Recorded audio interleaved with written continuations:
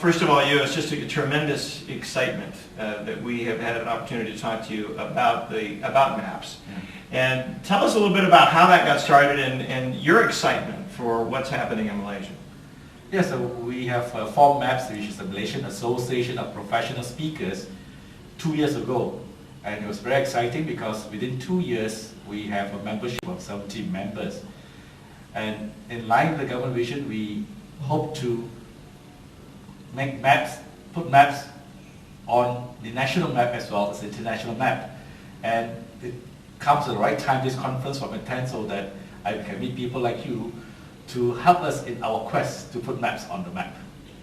Well, is the current president of the International Federation for Professional Speakers.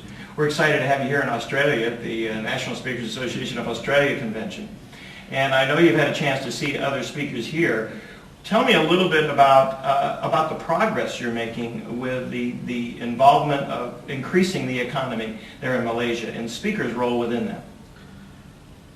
Well, the speaker's role is very important because we are at the stage of the economy taking off after all this economic crisis and so on.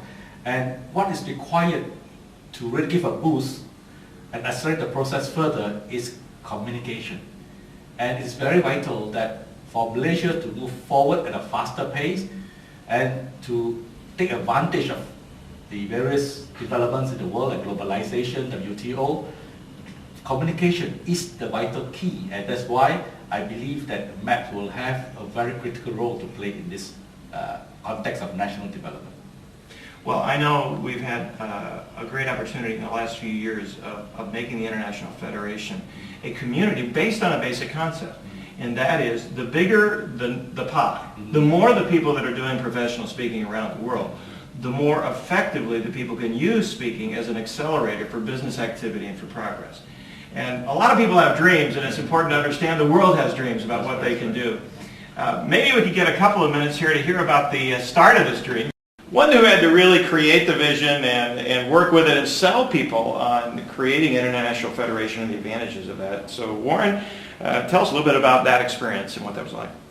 Well, certainly there were some moments where it looked less obvious than it does in retrospect. I think these things come together when the timing is right on the map. In Canada, looking what was going on, concerned with the competitiveness of our economy, certainly one of our issues is the ability to effectively communicate ideas, to bring the knowledge, the whole education, the ongoing education.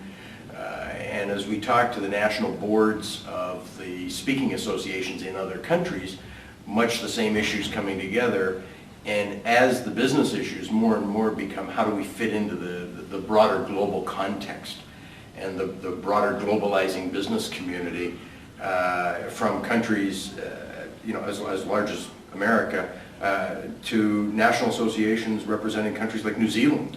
The timing was just right to create a mechanism where the people responsible really for spreading the business message and not only the business techniques, but the confidence and the motivation and the can-do attitude, we're recognizing that sharing ideas among themselves to get better at doing that not only helped them help build their businesses, but helped build the economies that they were in as well, and created that communication web. So the structure was a little different because we come together as equals. We sit at the executive council, and every country of every size has the same number of votes. And we very much genuinely, because so many of us work around the world, are trying to create mechanisms that are good for all parts of the world and all the association members. And so the timing, as much as anything, was right, and there was some visionary leadership that recognized the trends to do that. When you talked about the kind of coming together of the different associations, did you ever imagine that we'd be talking about Asia, our first association that potentially could come from Asia, and the Pacific Rim, such a vital part of our world economy? Talk to us a little bit about how excited you are about that. Tremendously exciting. Did we think about it at the time? Yes. certainly there was going to be a point where it went beyond the very developed countries into the developing countries, and we knew from the very beginning that there would be associations, there would be leaders come out of these countries that were going to be aggressive with us, that were going to be visionary and recognize the significance of the knowledge business and the communication business. We did not know where they were going to come from. Quite frankly, I'm not surprised to see Malaysia on the front edge of that, just because Malaysia is such a prominent leading voice in the whole non-aligned universe, and has some tremendous vision, the 2020 plan, tremendous vision for the future for Malaysia and its people and its economy. But very exciting to see it happening this fast. We didn't know whether we were 5 years off, 10 years off, 20 years off for this to happen. So very, very exciting to see it happening that quickly. All right, Warren, thanks for your comments on that start. But we also have the great opportunity of having the current president of the National Speakers Association in the United States of America, our senior and probably biggest and most experienced association. Tell us a little bit about the past and the present of speaking in the United States, and how does it make a difference? Well, thank you, Terry. It's great to be here, and certainly it is exciting to look at how these international groups are coming together as we celebrate the 30th anniversary of the National Speakers Association in the United States, and we now have a little over 3,700 members coming together on an annual basis to share information and ideas and expertise. And we have always had a strong international presence. We've had members from around the world coming together, and now to have the various countries forming their own associations, and for us to be able to support that, I think is pretty exciting. What are the challenges of making sure that the association is really making a difference for the country and the clients that these speakers have an opportunity to speak to? What have you found makes the difference? Well, that's a great question, Terry, and I think one of the things we're finding that makes the difference is the shift in our thinking from being speakers to being experts who speak professionally. And as we look around the world, there's bodies of expertise all around the globe. And for the folks in Malaysia to come together and find experts who are already communicating in a variety of different ways, with the speaking profession being the common denominator that brings them together. And so it's really an exciting time for all of us as we not only share our speaking skills from the platform, but we share a variety of ways of sharing expertise and of growing and developing that expertise. One of the exciting things about the International Federation is that it was designed as sister organizations instead of a controlling program from the United States. Talk a little bit about what it feels like to come to the Australian convention and as a president participate and get to see our sister organizations working, coming with their insights and their knowledge and their experts.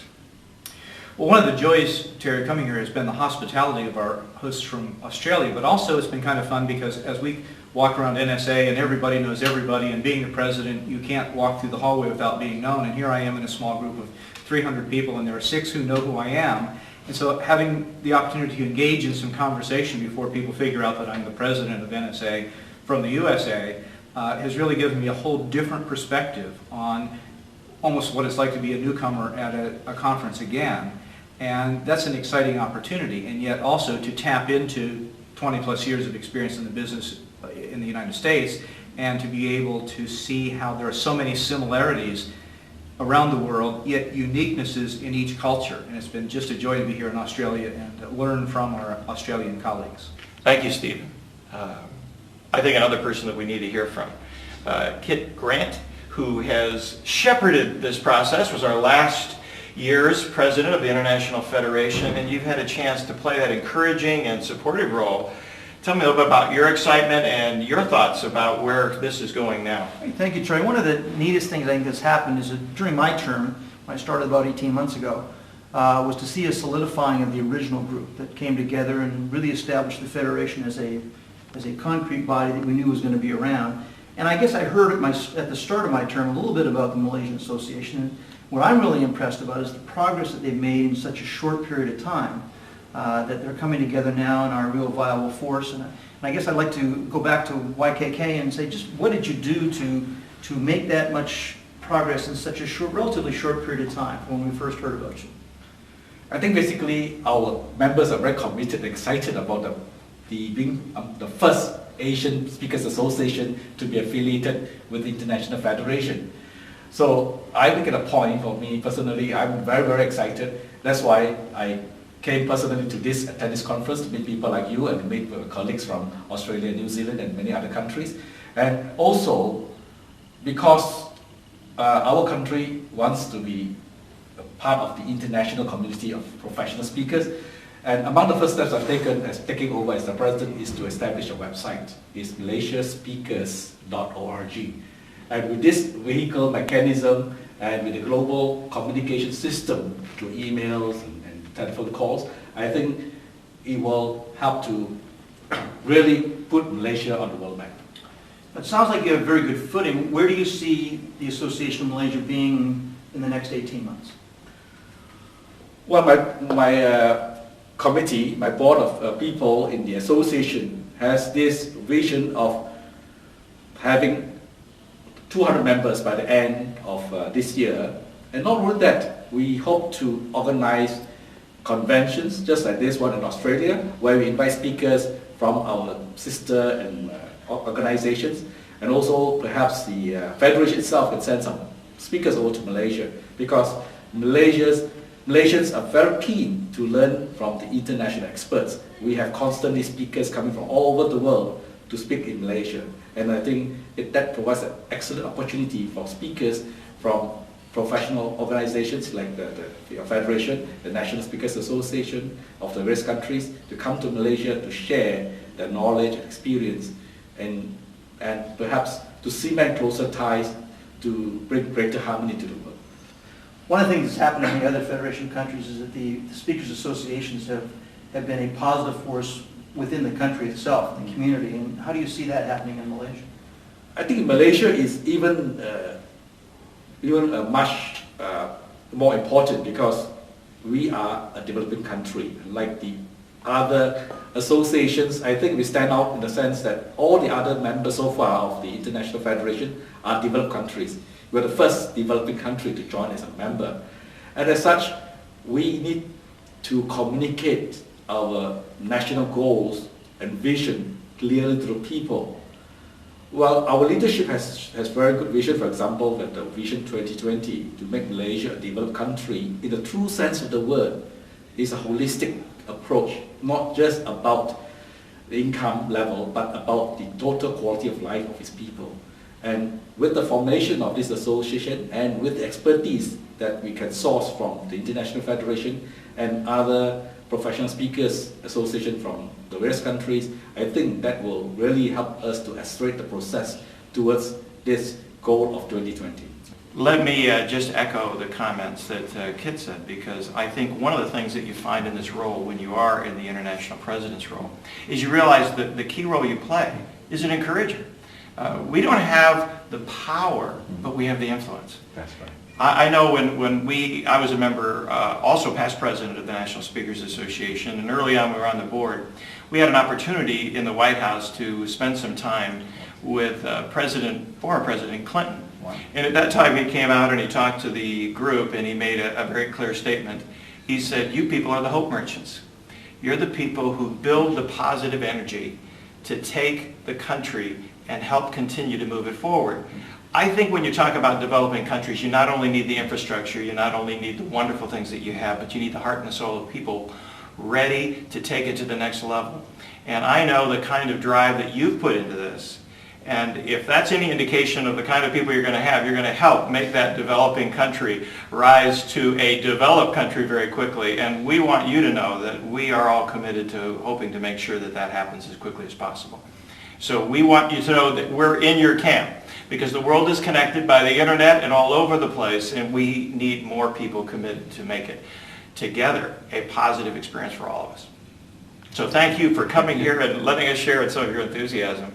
I think it's also time for us to hear from one of our hosts from Australia, who is also a past president of the International Federation. You couldn't spend time at the National Speakers Association of Australia without having a chance to hear from one of our Australian leaders, and Max Hitchens was also international president of our federation. Tell us a little bit about what your experience is, because you not only have been a president, but I don't know anybody who's attended more programs around the world for speaking, and you've seen the impact that speaking can have. Can you share a little bit about your excitement and what you've seen about that progress over those years? Terry, and it's a thrill to be involved in speaking at all times. It's even more thrilling for me as an Aussie to have YKK here as representing Malaysia and about to join, or being with the opportunity of bringing Malaysia into the Federation, bringing it under the banner of professional speaking, one more country, adding to this huge organisation that is just going to grow and grow and grow. Yes, I've been to virtually every NSA meeting, PSA meeting in the world, and it is a thrill, and I do look forward to going to Malaysia when they have their first convention.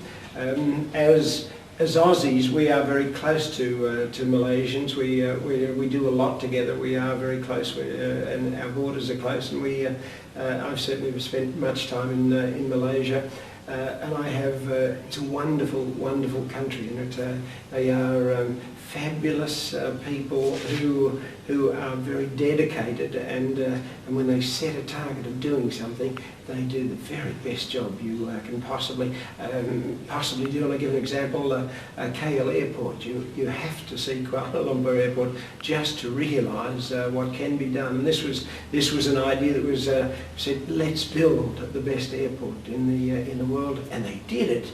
All over the world, and here in Australia we've been messing around for 20 years trying to rebuild an airport. Malaysia said, let's do it, and do it. They did. This is why I know they will get this professional speaking organisation up and running in Malaysia. They will achieve it. They will be part of our organisation, and I'm absolutely thrilled about that, and very, very pleased to welcome YKK and the Malaysian Speakers Organisation to the bunch when they get their act together, because we certainly want them.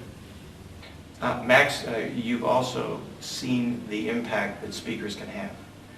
And as we see this association grow and the number of experts join it, there's this multiplication effect that happens. Can you talk a little bit about your experience both as an international president and as a president of NSAA about what you've seen speakers are able to do to influence audiences, countries? If you look at the multiplier effect of how many people speakers around the world speak to, and just think about it, it's exciting. It's mind-boggling. It's mind-blowing. It's the thousands upon thousands upon thousands upon thousands who we are presenting to, are putting ideas to, are showing some what the rest of the world is doing in various ways, and watch and think about how that permeates through the country, and how it permeates through to the leaders of the country. There are many problems in the world at this particular moment. We have the capabilities of solving so many of those problems, and that's pretty exciting. Number one, I just have to say it's been a real enjoyment having the opportunity to have this conversation and be able to be an encourager for you and your associations. The world has so many things right now that we can be concerned about, but it's great to see that we don't just take and talk about what people shouldn't be doing. We're trying to build sort of something what they can do. And it's a great opportunity to have speakers and experts around the world who are going to be activists in trying to move towards a positive economy. But you need to meet some of the people that are here, and I am Terry Paulson, current president of the International Federation for Professional Speakers. We have Kit Grant from Canada, past president of the International Federation. YKK, current president of the Malaysia Association of Professional Speakers, MAPS.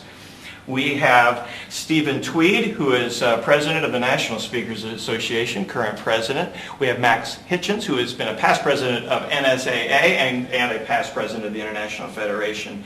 And of course, Warren Evans, the founding president of the International Federation for Professional Speakers. And it's been a great opportunity for us to have this time together and to talk about some dreams that are going to come to pass. Thank you. I think